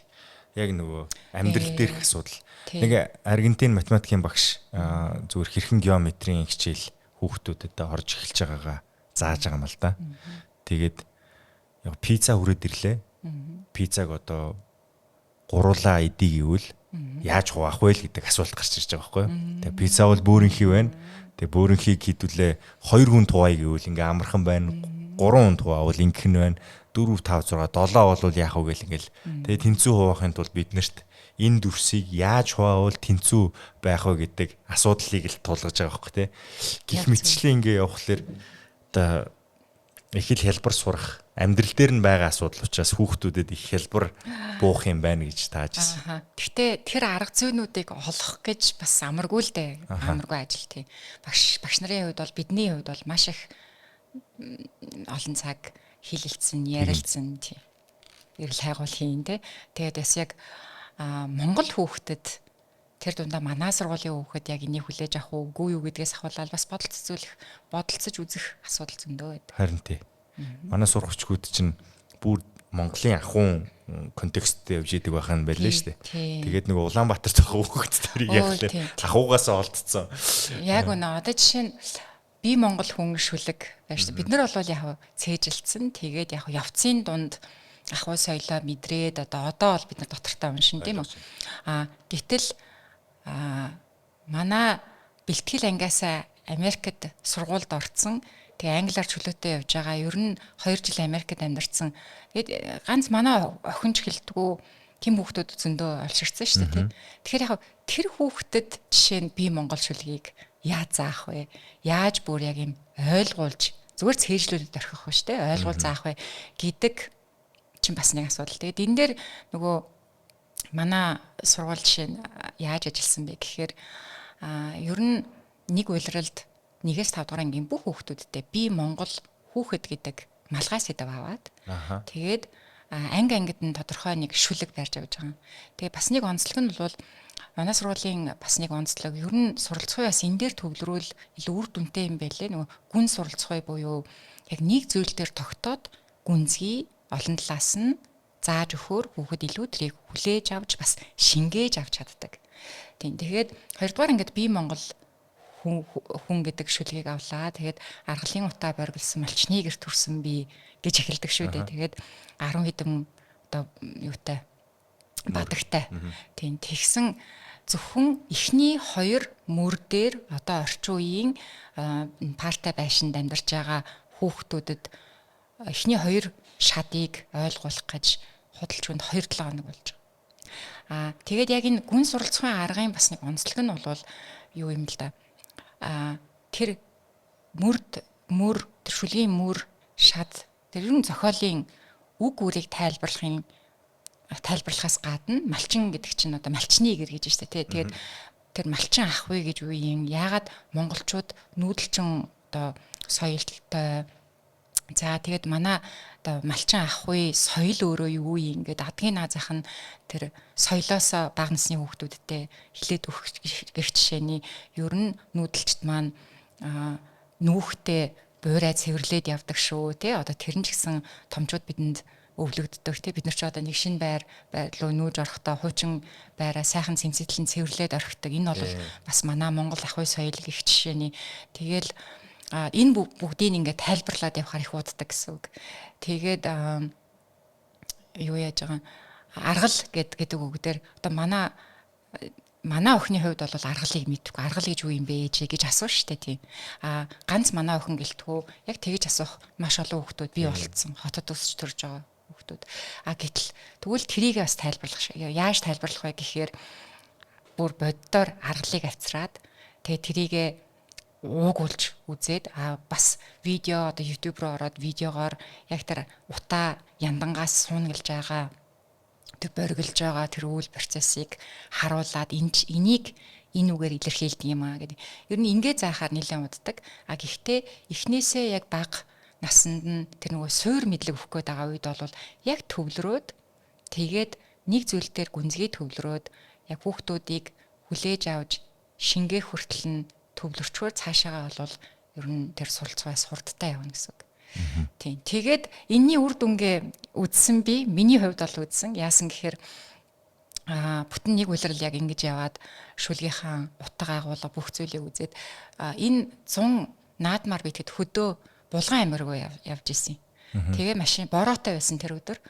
Тэгээд бороотой байсан болохоор бороо зогсны нэлээд хэсэг 30 минут цаг 2 цагийн дараа манан бууцсан байсан байхгүй. Тэгээ манай охин цонхоор хараад өө манан байж таа гэснэ. Цэнхэр манан суунгалсан гэд шууд ингээд них гоё уран яруу уншаад эхэлж байгаа. Ойлгоцсон байж тээ. Тий. Тэр хүүхдийн цээжинд болол үлдсэн байгаа тий. Үүнээс гадна бас яг ингэж явахаар юу яадаг юм бэлээ. Манайх яг сүүлийн 3 жил яг эхлэлний хөтөлбөр дээрээ нэлээд бас иймэрхүү өөрчлөлт хийгээд зааж үзэж байна. Тэгээ яг үр дүнгээ сая бид нар улсын шалгалтын үеэр харлаа. Яасан гэхээр яг энэ хөтөлбөрөөр явсан 4-5 дугаар ангийн хүүхдүүд маань ер нь их онц үнэлгээ маш чанартай өгсөн шалгалтаа, улсын шалгалтыг 5 дугаар анги төгсөх улсын шалгалтыг үр дүн гарч штэ тий. За ерөнхийдөө би таны ярьсан зүйлсийг маш цэгцтэйгээр ойлголоо. Тэгээд энэ цэгцтэй ярьж байгаа зүйлийг авах боловсролын цогц бөгөөд маш сайн шатараалтай хөтөлбөрийг бий болгоцсон байгаа. Гигээ сургууль ингээд бий болоод амжилттай явж байгаад их баяртай байна. Тэгээд дээрэс нь та өөрөө ер нь бол боловсрол руу одоо гүн гүнзгий орж энэ салбарт ажиллаж амьдрья гэж шийдсэн магистр хамгаалсан байх нь шүү дээ. Тийм, тэгсэн. Тэгээд их олон зүйл сонсч авлаа. Тэгээд маш тодорхой төлөвлөгөөтэй байгаа юм байна. Тэгээ ажилд нь амжилт хүсье. За магадгүй миний танаас асуугаагүй эцэг эхчүүд ах эгч нар дуулах ёстой мэдлэг мэдээлэл байвал та одоо хэлж болохоор байна. За ер нь боловсролын зорилго яг юу юм бэ гэд ингээд бодохоор бид нар ихтэй сургуульд л ер нь гайгүй ихтэй сургуульд орох гэж боддог. Гэтэл яг боловсролын яг эцсийн зорилго нь бол ерөнхий боловсролын сургуулийн зорилго нь яг суралцгаагаа өөрөө удирдах чаддаг. Бие даасан. Тэгээд өөрөө зорилгоо тодорхойлж чаддаг. Тэгээд тэр зорилгодоо хүрэхийн тулд би яах ёстойгоо төлөвлөж чаддаг. Тэгээд зөв сонголтоо хийж чаддаг. Тэр хийсэн сонголттоо бас хариуцлага хүлээж чаддаг. Ийм л хүнийг төлөвшүүлэх ёстой юм бэлээ. Тэгээд одоо тэрний төлөө л одоо бид бүх хүмүүс хичээж явна да. За маш их баярлалаа. Тэгээд таны хичээл зүтгэл үр дүнгээ өгөх байх гэж би хувьдаа итгэж байна. Тэгээд би танаас нэг зүйл хүсэх байна. Тэр нь юу вэ гэхээр би бол таны аавыг мэднэ. Бүтээсэн номнуудыг бол уншиж үзсэн. Одоо ч уншиж дуусгаагүй асар зузаан номнууд байдаг те. Тэгээд угаас орчуулга супер. Ер нь бол ойлгоход их хэлбэр байдаг. Нууц байна уу одоо ойрд орчуулж байгаа шинэ ном байна уу? Хэвлэлтэнд гараагүй байгаа. Байгаа юу те. Одоо энэ намрын номын баяраар бид нар нээлттэй хийж одоо номын баяраар уншигчдаа хүргэх гээл одоо шамдаа ажиллаж байна тийм. Окей.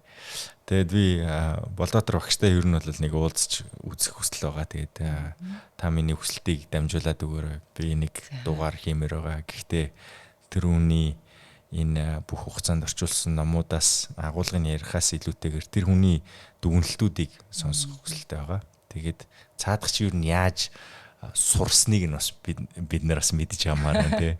Нөгөө сурсан зүйлийг нь биш яаж сурсныг нь сонсох юм хүсэлтэй байгаа. Тэрийг бас та уламжилж өгөөрэй гэж би хүсмээр байна. Тэгээд даалгаврыг биелүүлье. Ажилд нь амжилтсий. За баярлалаа. За манайхаа бидний ярилцсан боловсролын тухай яриа ГГ сургуулийн үүсгэн байгуулагч бөгөөд гүйцэтгэх захирлын хийж байгаа багш бэлгүүнтэй хийсэн ярилцлага маань энэ хүрээд өндөрлж байна. Тэгээд бид нэр энэ цаг мөчид хийж байгаа энэ ярилцлагын бас цаад санаа нь бол бид нэр намар болдог эцэг эхчүүд хүүхдийн сургууль соёл гэдээ маш олон зүйлс рүү анхаарах болдог. Гэхдээ хүүхд маань хаана сурах, юуг сурах, яаж сурах гэдгийг ам дамжсан яриагаар л бид нар шийддэг шүү дээ. Тэгээд өнөөдөр бол бид нар баталгаатай их сурвалжийг дуудаж тэгээд яг энэ хөтөлбөрийн тухай дэлгэрэнгүй ярьж та хүнд энэ мэдээлэл өгөхийг хүслээ. Тэгээд суралцах гэдэг нь зөвхөн тухайн сурагч багш хоёрын асуудал биш байдаг. Эцэг эхийн оролцоо, эмээгийн оролцоо гэд бид бүгдээрээ л энэ хүүхдүүдэд өсөж төрнөхт нь одоо оролцоотой байдаг хүмүүс. Зүгээр хажууд нь байснараа хүртэл тэр хүүхдэд боловсрол олгож байгаа нэг хэлбэр байдаг. Тэг хэрхэн байх уу гэдэг нь та шийдэж байгаа болохоос ш тэр хүүхэд юу харахаа шийдэж чадахгүй.